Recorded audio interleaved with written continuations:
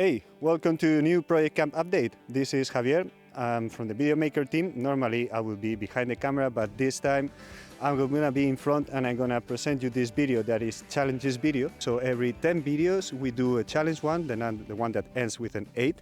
And we talk about our previous, current and coming challenges. And also we do a Q&A. So, well, we're gonna start now. First, we're gonna be Julie with our previous challenges. Okay, let me tell you something about the previous challenges we had. At the moment, the summer peak is gone, so quite some people left already. So for instance, managing of the teams. This becomes much easier. Probably because the teams are getting way smaller, so there are less things going on at the same time. But also the people in the teams, they are here for quite a long time already, so they know how we work. This makes everything way more smooth. Among the people that have left, there were Wouter and Debbie with their baby. And this was quite a challenge we took on this year, having a baby on the camp. But all in all, it went quite well. A lot of small challenges, we have learned a lot, but we also enjoyed many things. Another thing is that it's way less hot. It might not look like, but I'm wearing long pants and socks and sandals. And actually, this relates to a lot of challenges we had. For example, the working schedule. This can be just staying as it was, because we can work during the whole day. It's not extremely hot. So also we can use the power tools whenever we need to. This helps a lot. And it keeps us having more energy by the end of the day to do other stuff. Another nice thing about summer ending is that there is way less fire risk. And actually we had already some rain, which is really helpful. But this doesn't mean that we can chill. The fire in 2017 was around autumn time. So we keep on taking precautions, care of the native trees and making the land more fire resilient bit by bit. So all these challenges, we have them quite under control. But we also have a long-lasting challenge, actually one that we haven't updated you for a while. But Dave is going to tell you more about that one.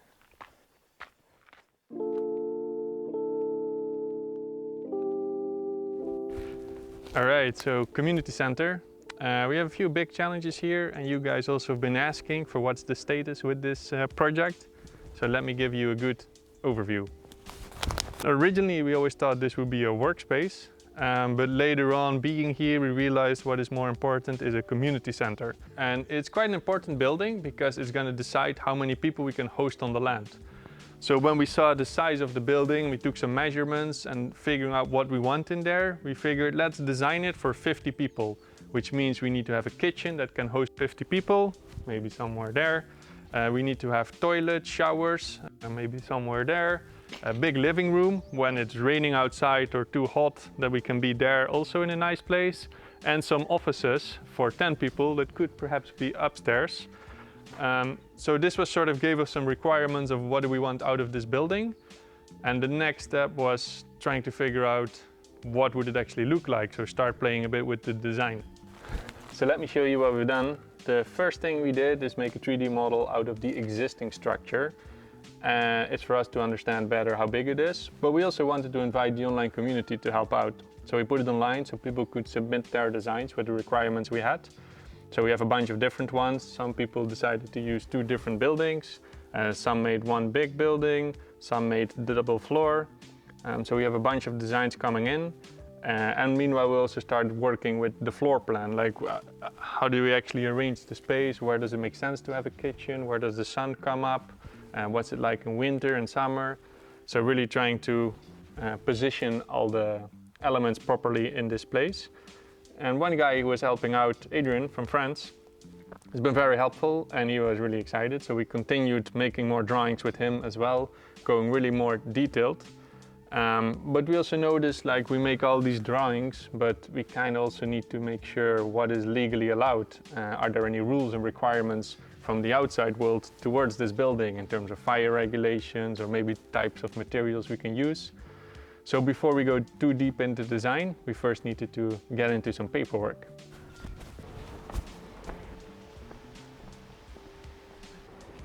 All right, so we're currently in our local town, and in this building is the architect of the municipality that keeps an overview of all the rules and regulations. So we went there a bunch of times with our paperwork to see what's allowed and what isn't. So the main talks we had with the municipality was, on the one hand, we need to legalize the existing structure because the previous owner just built a building there, but it was never in the paperwork. So we need to put it in, and then you need to look at the maps, fire regulations and all this kind of stuff.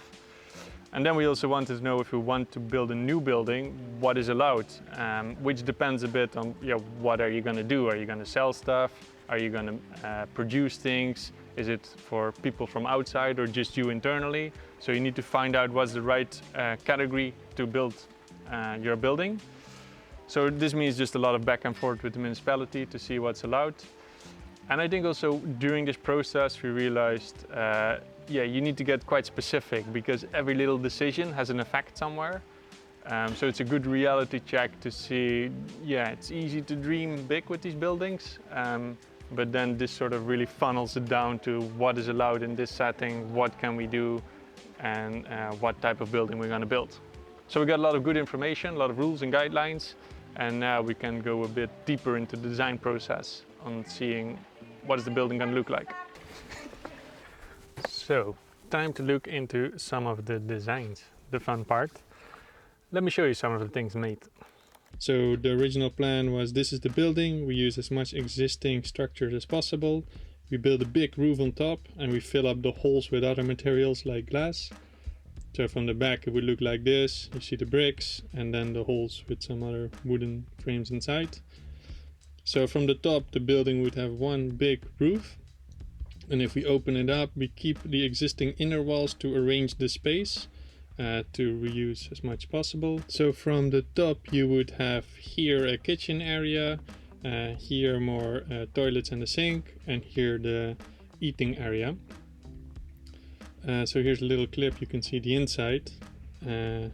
And as you can see, the space has a lot of like beams and reinforcements because the bricks are super fragile and brittle, also because the building burned down. So to provide structural strength, we need to add that.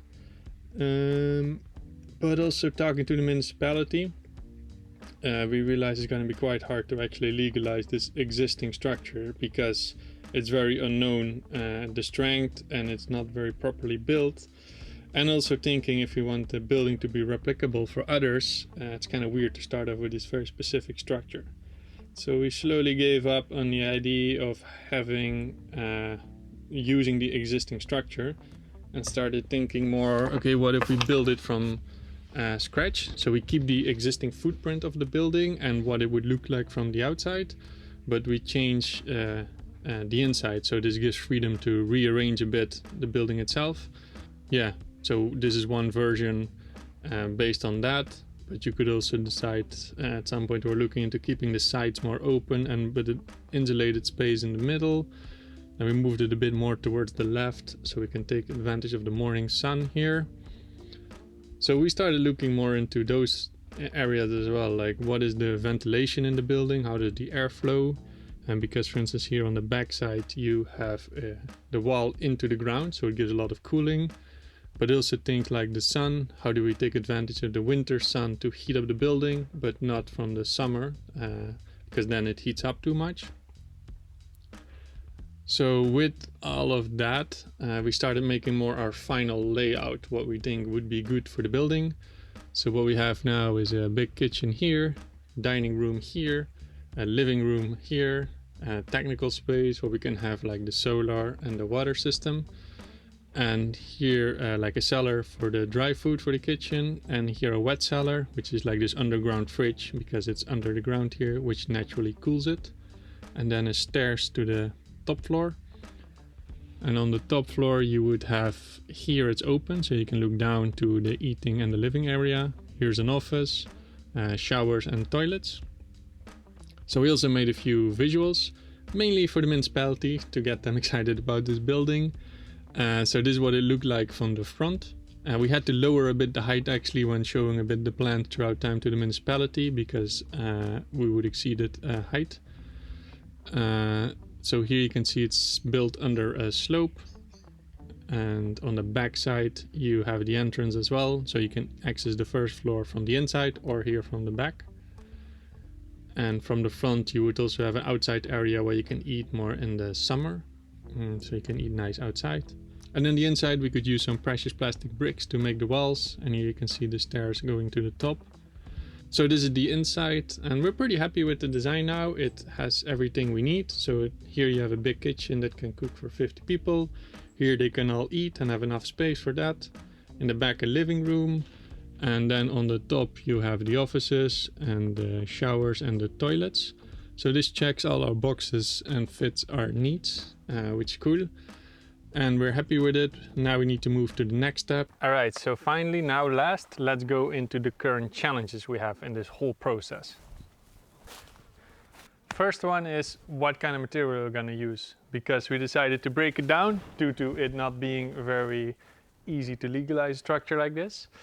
So we're looking into what kind of natural materials can we use. We have more an option of using something like traditional, like straw bale mixed with clay. You also have more newer kind of materials like hempcrete, or using really an old school way of building, which is more traditional as well, which is with big granite rocks, which is very local material you'll find a lot around here. But we kind of need to decide which material to use. It has a big impact in terms of budgeting and finding the material, finding the right people that can work with it. And the main challenge is just how can we make sure it's gonna last in the humid periods in winter, and also how can it maintain a good temperature in the super hot summers. So we're trying to figure out and decide on what is the best material to use. Second challenge is the utilities. So to really calculate how much do we need. If we know we're going to be with 50 people, what's the size, for instance, of the solar system we need to make sure we power everything? So the batteries and the wattage we need to generate. Also the water system, what's the capacity we need, what big of a storage tank we need for the buffer, sewage system. Also the utilities in the kitchen itself, like what kind of equipment do we need, how much, which kind of devices. Yeah, this is something we really need to nail down, because it would also affect a bit the building and the arrangement inside. So it's an important question we need to answer. So the third challenge is finances. And just so you know, all these challenges, they're in our research module, so you can follow the whole process. And you can also give comments and suggestions if you have any, which is very helpful. And it's better to put them there than in the YouTube comments, because it's a bit messy in YouTube. Anyway, the finances. So we roughly measured that the building would be between 200,000 and 300,000 euro to completely build and have all the utilities inside, which is a big upgrade for the project because we can host much more people, but it's also quite a big chunk of money that we don't have. And we're a bit in this weird position because officially if you file for your paperwork, you need to build the building within 2 years after that. But we don't know if we have the money, so we don't know if you can commit to that. Or you do it the other way around, where you say you first get the money and then you have the final drawing. So we're not sure what's the best approach here to take. And in terms of the money, we were thinking of doing a crowdfund. We're not really sure yet how or how to set this up. But in general, we really like you guys all supporting. But we also know it's a lot of money to fund from people, so we're not sure if we're going to make it. And I think also one of the things we always have in mind, that on the one hand, the building would help to be with more people on the land that can do more useful research. But also we want the building to be replicable. So others around the world that want to start a community, they can use the drawing as a base. So it should be somewhat useful, because drawings like this, you don't really find them. You maybe find a drawing for a house or like a small household, but not a community center for multiple people. So in a way, we also feel the drawing is useful for the world. But anyway, thinking about this, we also realized, yeah, how do you get this amount of money for a project that is somewhat for the world, but it might feel for this place? And I guess we realized we don't really have our vision very clear. What does this project really want to do? What's the plan in the long term? So then you also know if it's worth to support it. But this is another challenge where Rita is going to talk a bit more about. Yes, the vision. So a few years ago we arrived to the land with a notion of we wanted to live a more sustainable way, but we didn't really have a plan for that. And it was really good because it gave us 1 to 2 years to just observe and to get to know the land. But now as the project complexifies and grows, we feel the need to create really a vision that aligns more the team, that it's easier to communicate with you guys, our audience, or to anyone that likes the project. The complexity in that is that the project is quite broad and it plays with words like sustainability, that there is a different interpretation for each person that hears it. So, but we really need to go into that deeper and to understand that deeper. This because it will also help us to the long-term documentation. So far we have been doing these weekly recaps, that it's super cool, entertaining, and it helps us to document a bit, but doesn't go very deep in knowledge. And what we aim is to really share a bundle of information that can be replicatable. The challenge in there is that we live in a very specific context and different setting, so it has very specific needs, very specific policies, and we want to find out what kind of information can be useful for someone to live like in the jungle, on the outskirts of a city. And this is basically just going through a big pile of information, sorting what's useful, what's not useful. And on the other hand, we also have a day-to-day stuff that takes over all of our capacity. But as the system goes stronger and more self-sufficient, we get a bit more space for that and to look into that. And that gives us a bit more space to look also into social documentation. Documentation of social aspects. How do you document like community building? How do you document feedback loops and creating of trust? It's quite challenging because basically you cannot really make a drawing or a blueprint of documenting conflict management. So we are in this whole process of figuring out how to make this long-term documentation, social documentation, and basically at the foundation of it, how to live a resilient life and to live in a sustainable way. In our building project, we try to reuse as much materials as we can and use as much recycled materials as possible. But as we go, many questions pop that are questions that have not an easy answer. For example, this isolation is recycled textile, but this needs always a new layer of plastic to make it watertight. And this, for example, is cork, which is like a new material, natural, and doesn't need the use of this new plastic foil on the building.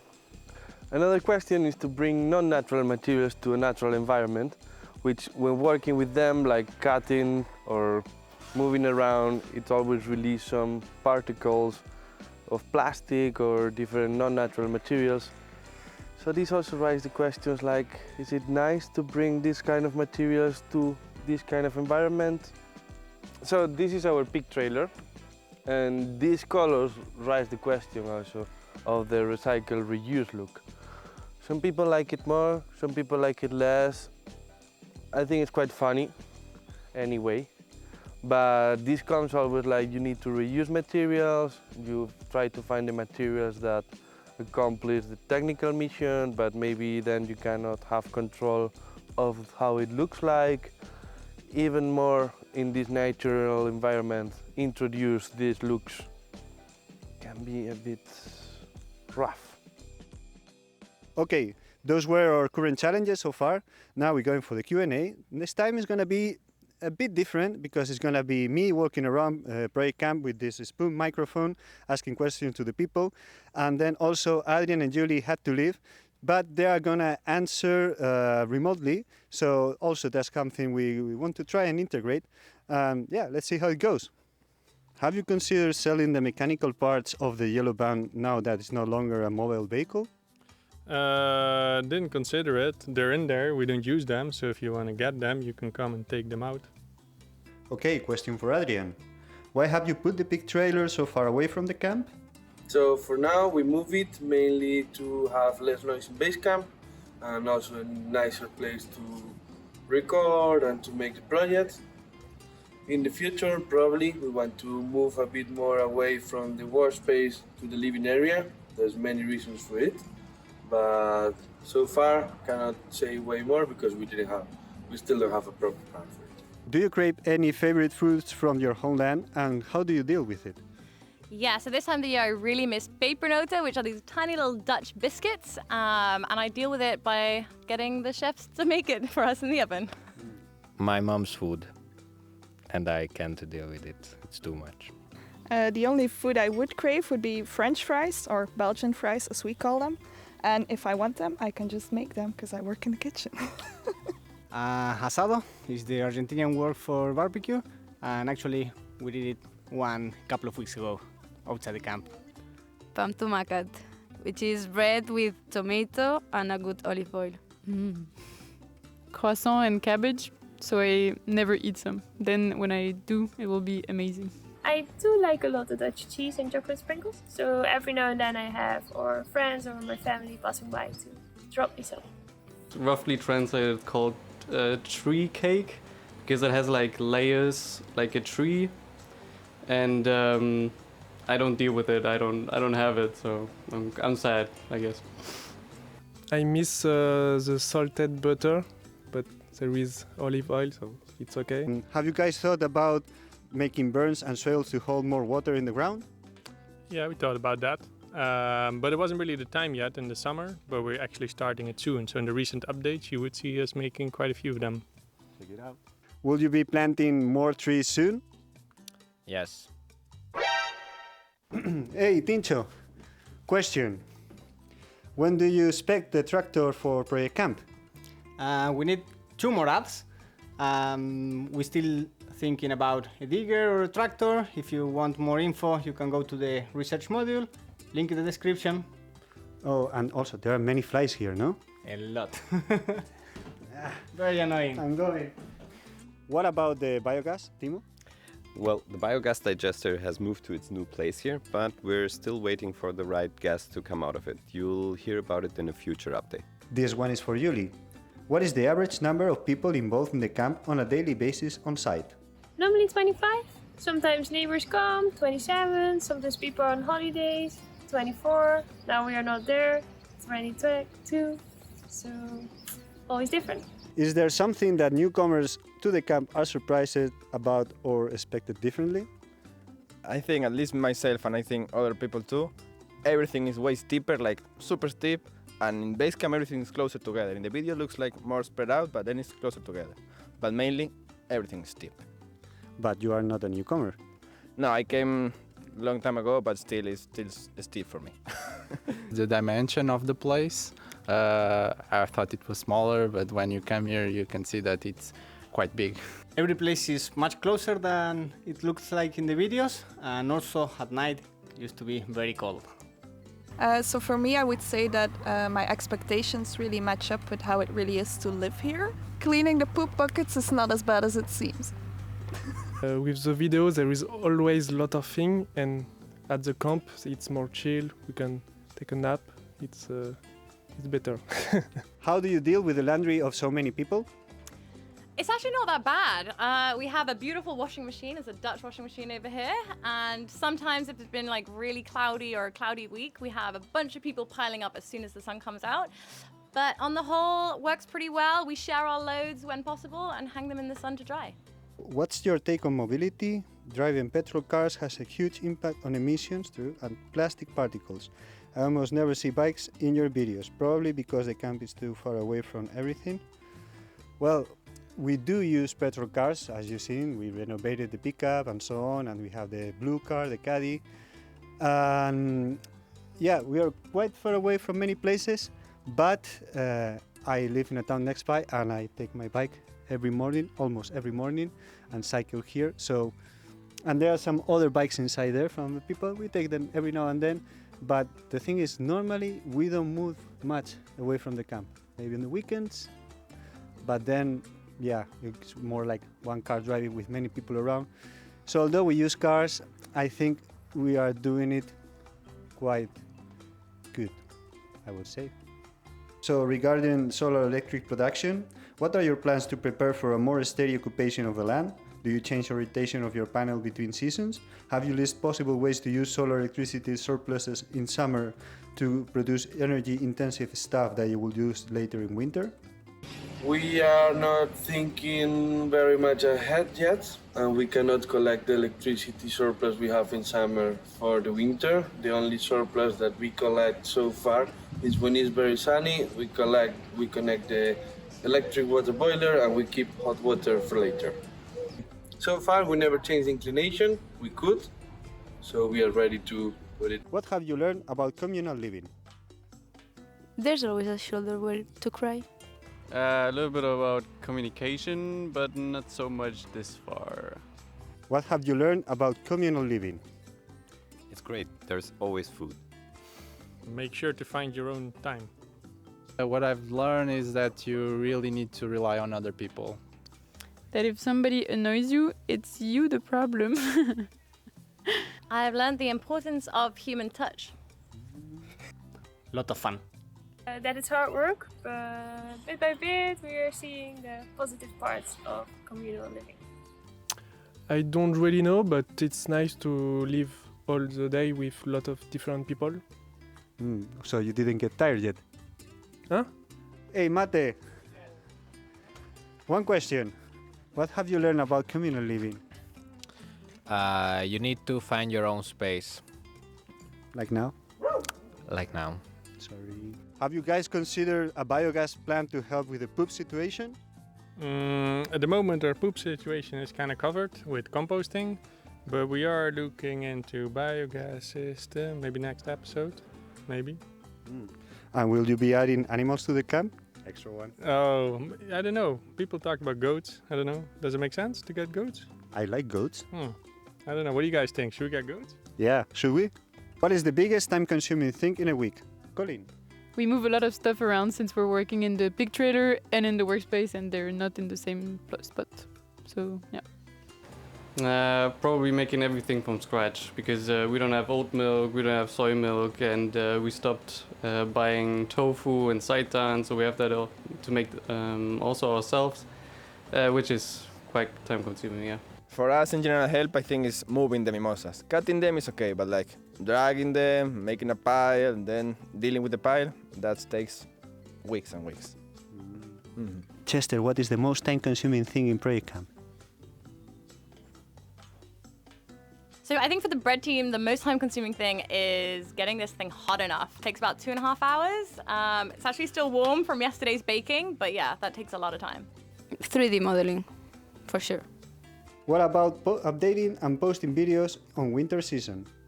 Well, during the winter, we just want to chill. It's been an intense season, so... But anyway, probably we will post some updates in Patreon. So, could you give us some stats on how the electric and water systems are performing with more people in camp? So, water stats. We don't have much water stats collected. We recently installed a sensor there, but we still don't have the proper stats to share. So we don't know, we didn't analyze it. Solar stats, there you can see the September 22 stats with between 10 and 15 people. Battery always high, it's the sunniest time of the year, so was good. Here you have stats from 2023, around 25 people in the camp, same amount of panels, same amount of batteries, but the battery, as you can see, is way lower.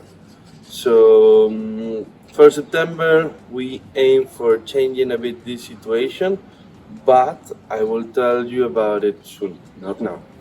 And one last question, Ale. How is the weather in this season compared to the last? And do you still have enough water in the lagoon to cool off now and then? Well, there's two questions. About the water, you can see we still have a good level. There was a time in mid-August that was like halfway like this, but it was still manageable. About the weather, I really don't know. I was not here last season. You maybe know.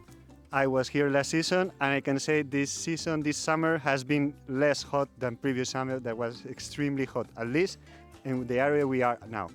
So, okay, thank you, Ale. See you. And that was it for this challenges video. Next update is gonna be we're gonna make the pig trailer waterproof, or at least we're gonna try. And also we're gonna have a finishing of the clean of the road. So if you already wanna watch it now, you can support us in Patreon, and you can also get the videos in 4K and without ads. And if not, you can just continue watching in YouTube. Subscribe, leave a comment, help us with the algorithm. Yeah, thanks for watching, and see you in the next update.